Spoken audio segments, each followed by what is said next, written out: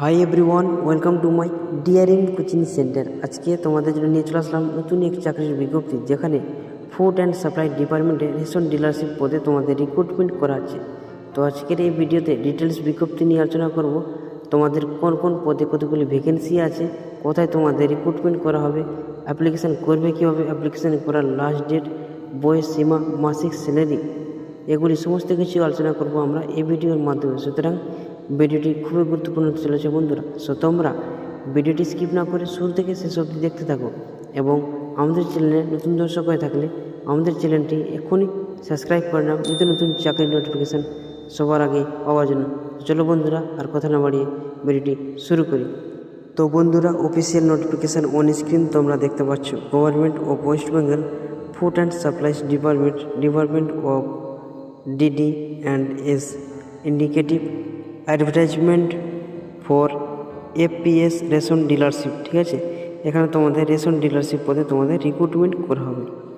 নিচে কী বলছে, applications are invited from eligible applicant for filling up the following vacancies of fair price shop dealer on the terms and conditions mentioned in the reception notification duly published in the official website http://food.w.gov.in of the Food and Supplies Department, West Bengal।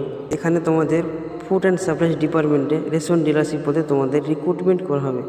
নিচে তোমাদের vacancy দেওয়া আছে, 1 number serial number, notification and date, district, sub division, block বা পঞ্চায়েত, গ্রাম panchayat, ward, নিচের location দেওয়া আছে। ঠিক আছে, এখানে তোমাদের হাওড়া জেলায় বিভিন্ন পঞ্চায়েত দপ্তরে অর্থাৎ বিভিন্ন ওয়ার্ডে তোমাদের রিক্রুটমেন্ট করা হবে। ঠিক আছে, পুরোটাই হাওড়া জেলায় আছে, আর কোথাও কোনো জেলায় নেই।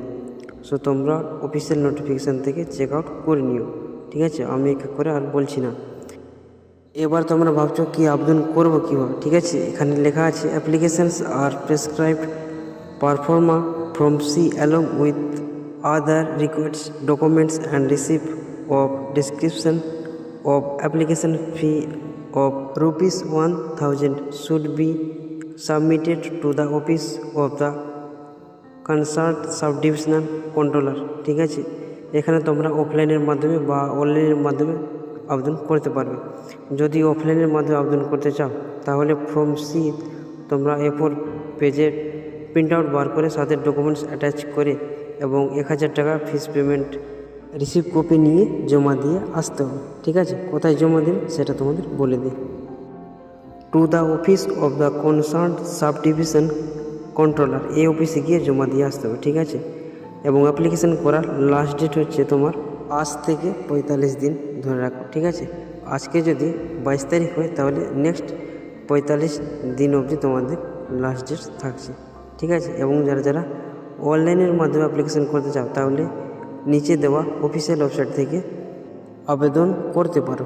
ঠিক আছে, এখানে তোমাদের জানিয়ে দিই, কোয়ালিফিকেশান থাকছে মিনিমাম মাধ্যমিক পাস। ঠিক আছে, যে কোনো স্বীকৃত বোর্ড থেকে মাধ্যমিক পাস করে থাকলে ছেলে মেয়ে এখানে উভয় আবেদন করতে পারবে, এবং ছেলে মেয়ে উভয়ই বয়স সীমা ছাড় দেওয়া আছে। যারা যারা SC ST ক্যান্ডিডেট আছে তাদের জন্য 5 বছর ছাড় দেওয়া আছে, বাকি ক্যান্ডিডেটের জন্য 3 বছর ছাড় দেওয়া আছে ওবিসির জন্য। ঠিক আছে, আশা করি তোমরা ক্লিয়ারলি বুঝতে পারলে। কোনো কিছু বুঝতে অসুবিধা হলে কমেন্ট করতে পারো কমেন্ট বক্সে। ঠিক আছে, তোমরা এর ডিটেলস অফিসিয়াল বিজ্ঞপ্তি এই অফিসিয়াল ওয়েবসাইটে তোমরা পেয়ে যাবে। ঠিক আছে, ভিডিওটি ভালো লাগলে ভিডিওটিতে লাইক, কমেন্ট এবং শেয়ার করতে প্রচুর পরিমাণে। দেখা হচ্ছে নেক্সট ভিডিওতে।